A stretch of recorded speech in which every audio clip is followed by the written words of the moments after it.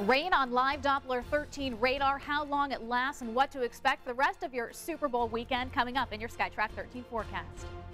Breaking news early this morning, one of the top state elected officials is out. The governor had to step in at 3 this morning to replace him. We'll explain what happens next. Plus massive crowds, fans walking literally shoulder to shoulder, forcing big changes in downtown Indianapolis. We'll tell you what's being done to keep fans safe during Super Bowl 46.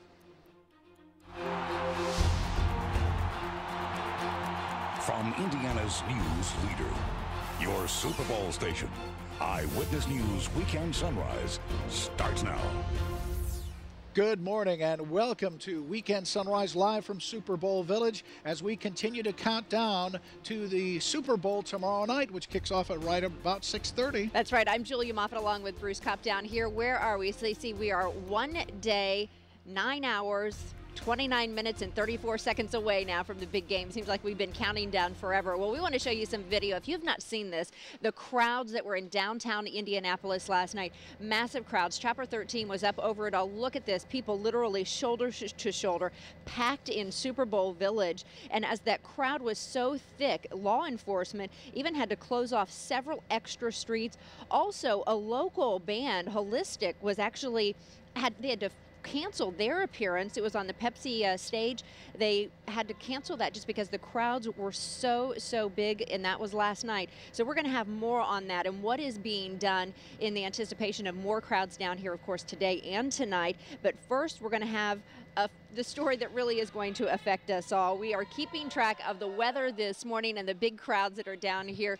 They're having to deal with some rain. That's right, and they're cheering for us down there. Thanks very much, folks. The weather seems to be improving a bit, although we can still feel the mist and the rain out here. Let's go back to Nicole Misensic in the studios with the latest on the forecast. Nicole? Well, good morning, Bruce and Julia. I do have to say downtown Indianapolis isn't getting that steady rain, but it's that light mist and drizzle that you were just talking about. The most steady rain is south of I-70, but we do have that mist and drizzle in downtown Indianapolis. Expect that to stick around through the day. Hartford City, also Dunkirk and Albany, some light rain, and south of I-70, really just light showers from Nashville to Edinburgh. We're going to continue to watch rain develop throughout the day.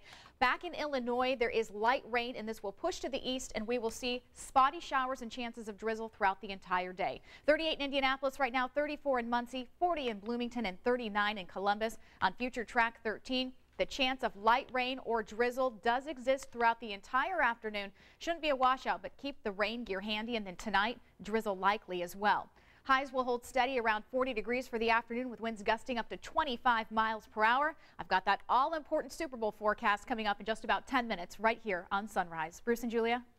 All right, Nicole, thanks so very much. Well, we've also been following breaking news here on Sunrise this morning. About 1:30 this morning, a Hamilton County jury found Charlie White guilty of voter fraud on 6 of 7 counts. He is no longer holding that office of Secretary of State this morning. Still, there are a number of questions that linger in the aftermath of these overnight developments. Let's go to State House reporter Kevin Rader, who is live with the latest on the story. Kevin? Bruce and Julia, voter fraud has toppled Indiana's Secretary of State. That verdict rendered by Secretary of State Charlie White's peers this morning, as Bruce pointed out, at 1:30. The verdict handed down very early in the wee hours of the morning after 13 hours of deliberation. White was accused of lying about where he lived when he registered to vote in the May of 2010 primary. He did so he believed he could keep the $1,000 a month Fishers Town Council salary. I'm disappointed with the decision. I'm disappointed for my family and for people who supported me. We will actually review all of our options. There's a lot of things that we've objected to throughout this time, and live to fight another day. We presented the evidence to the jury. Some of you were in there for the entire trial. If you think it was political, you're entitled to that opinion. We believe it was about somebody that violated the law, that had knowledge of the system and gamed the system. And obviously the jury believed the same thing, and they found him guilty. The verdicts forced the governor's hand. He moved quickly, appointing Jerry Bonnet, the chief deputy in the current Secretary of State's office, as the new interim Secretary of State. Of course, state law prohibits any convicted felon from remaining in office.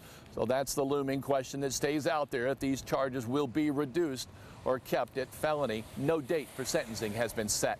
at the State House. Kevin Rader, Channel 13, Eyewitness News. Kevin, thank you. Now back to our coverage of the Super Bowl. There are additional concerns for local authorities now after a massive sea of people packed into Super Bowl Village last night. Yeah, it was amazing, the crowds that we saw down here last night. Massive gridlock. At one point, as we mentioned earlier in this show, a local concert even had to be canceled because of safety concerns. Steve Jefferson is live down here in Super Bowl Village, where here we are just after 9 o'clock, Steve, and you still have lines of people waiting to get even into the NFL experience right behind you. You're absolutely right. People started arriving about an hour and a half ago, and if it's any indication how things are going to be, it is going to be another packed day. This is the line waiting to get into the NFL experience, and we're told that the doors will not be open until 10 o'clock, but people started lining up about 45 minutes ago. Now, last night, people packed Georgia Street for the concerts, and the crowd control became a big issue for police. The crowds forced hundreds of thousands of football fans to stand shoulder to shoulder as they tried to make their way up and down Georgia Street. Now, most of them ended up going nowhere fast. The sea of people stretched in all directions. Some people even got smashed into fencing trying to walk through bottlenecks. Metro Police shut down inbound vehicle traffic for more than an hour to make room for more pedestrian traffic. And Super Bowl event organizers canceled one of the concerts on the Pepsi stage because the crowds got simply too large. Police car right there in the center, and no one can get through. It's crazy. I'm claustrophobic, and I think I'm going to throw up, but it feels great. Happy to be here. Super Bowl's awesome. Now, police will probably have their crowd control plans put to the test again today because they're expecting more people because of the weekend. We will continue to monitor the situation in Super Bowl Village and keep you posted on our website and Facebook page. Back to you, Bruce and Julia. All right, Steve Jefferson live for us this morning. Steve, thanks. Now, the other story, of course, that's been dominating the headlines here in Indianapolis, Peyton Manning's future. And let's go to Eyewitness Sports reporter Eric Yutzi. He's live at the JW Marriott, where he spoke to Peyton Manning's longtime agent. Eric? Yeah, good morning to you. Things get more and more intense. A report out of South Florida this morning, the Sun-Sentinel, citing sources that say the Miami Dolphins would be on Peyton Manning's short list of teams. Of course, that is certainly putting the cart before the horse. Manning is still a member of the Horseshoe. And team owner Jim Irsay saying in a statement on Friday that he and Manning remain close and unified as they continue to work through all the options that relate to Manning's future with the Colts. The statement includes a photo of Manning, Irsay, NFL Commissioner Roger Goodell, and others at a party Thursday night. Peyton's longtime agent Tom Condon to Rich Nye about his client's future. Peyton has seen Dr. Watkins, the renowned neck and back specialist who performed the surgery, and he informed Peyton that the fusion had taken place, that it had healed, and he was in good shape, and he'd clear him to play football. So you're confident he can play next season? Well, we certainly hope so. He's going to go through the rehabilitation. He absolutely believes that he'll play next year. He's enthusiastic about it. He wants to compete. He wants to play. And his rehabilitation is going along fine. And have you seen him throw the ball? Can he throw it? It wouldn't make any difference. I wouldn't know whether or not it was an offensive lineman. The Super Bowl is Sunday. This is a story that will continue long after. Live on Radio Row, I'm Eric Yutzi. Bruce and Julia, back to you in the Village. Eric, thank you very much. Well, our coverage here tomorrow gets underway at 6 a.m. bright and early, and we run until noon, bringing you all the very latest from inside Super Bowl Village. But right after that, NBC Sports will provide 6 hours of pregame coverage. Now, beginning at noon, again, right after our coverage, live from Georgia Street downtown. The show includes taped interviews with President Obama, Eli Manning, and even halftime performer Madonna.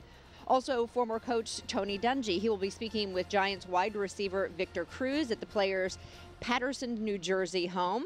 And Al Michaels visits with Patriots owner Robert Kraft, who has dedicated this season to his wife Myra, who passed away in 2011. And it all starts, of course, with the NFL film Road to the Super Bowl. Relive the journey as the New York Giants and New England Patriots advance to the Super Bowl. Then, of course, the big game. It begins at 6:30 only right here on NBC Channel 13. That is tomorrow. It's hard to believe it is already here. We've been talking about it for so many years in Indianapolis. All right, and it all really kicks off tomorrow night. So many people will be intensely focused on the game. In the meantime, plenty of activities to take advantage of. The rain is letting up a bit in Indianapolis. You can see how that rain passed through overnight. We'll get the latest from meteorologist Nicole Masensic and the forecast. And we're live from the State Fairgrounds where 2,000 people are here at the Super Bowl breakfast. London Fletcher is going to be honored as the Bart Star Man of the Year, and we'll hear from Jim Caldwell in his first TV interview since being fired. And yes, he talks about Peyton. It's all coming up. And then, of course, the crowds for the Today Show. They were here yesterday morning for Al and Ann. They're here again this morning for Jenna Wolf and the NBC Today Show weekend. So we'll have more of that coming up.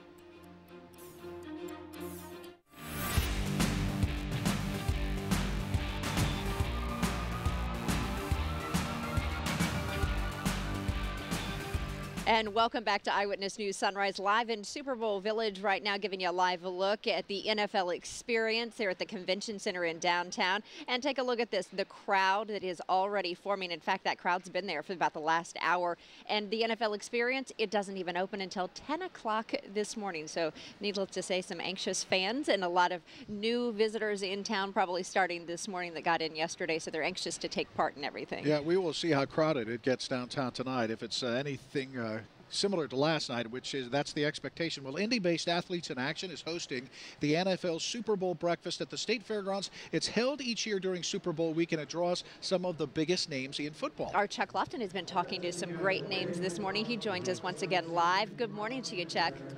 It's been a great morning, Julia. Thank you very much, and good morning. In fact, in back of me right now, John Harbaugh, the coach of the Baltimore Ravens, is talking right now about a lot of things, including his faith and his new quarterback coach, Jim Caldwell.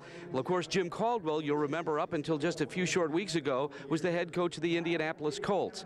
And we spoke with him just a little while ago about, in his first TV interview, about being fired. He said he wasn't surprised because of the record, but also about Peyton Manning, who he does expect to come back and play in the NFL. From what you know, what do you think is going to happen here with Peyton? Well, I can't predict the future. You know, I'm not a prognosticator of any sort, but I can just tell you that knowing him, you know, he's doing everything that he possibly can to get ready. He believes he'll be ready, and like I've said before, I certainly wouldn't bet against it. Do you think that there will be a lot of teams, if the Colts decide to go another direction, that may be interested in picking him up immediately? Oh, I would think so. There's no question about that. I mean, you're talking about a Hall of Famer who's had a tremendous amount of success and is one that certainly can make a huge difference, you know, as long as his health comes along, which he certainly believes it is. And as what I've saw so far, obviously, it's been a few months since I've seen him throw, but he's making good progress. And he does think that progress is going to continue, and Peyton will be a player in the NFL this coming season. Also, Bruce and Julia, Coach Caldwell starts his job with the Ravens on Wednesday. He's still living in Indianapolis, and guess what? He watches sunrise every single morning. So it's good to talk with a real great guy, Jim Caldwell, this morning. All right, that is good to hear. Chuck, now don't go away because we've got something special to show you right now. Yeah, that's right. You weren't able to be at one of these big parties last night, and some of your fans were there. They missed you, so listen to this message from them, Chuck. We love you, Chuck Lofton.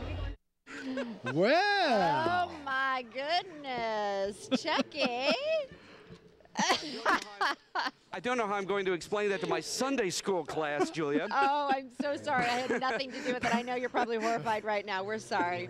Well, anyway, just know you have fans across the globe. We'll see that. We'll see you back They're lovely. All right. You know, that stuff just doesn't show up on YouTube. Occasionally we use it too. It's Super Bowl weekend. Come on. That's true. All right. Well, unfortunately, as we get down here to the weekend of Super Bowl weekend here, we're seeing some rain, light drizzle. Nicole Masensic is back in studio and has the details on what people need to do if they're heading out of their homes today, heading down here to keep bundled up. Well, good morning, Julie and Bruce. And Chuck, I love you too, if that means anything.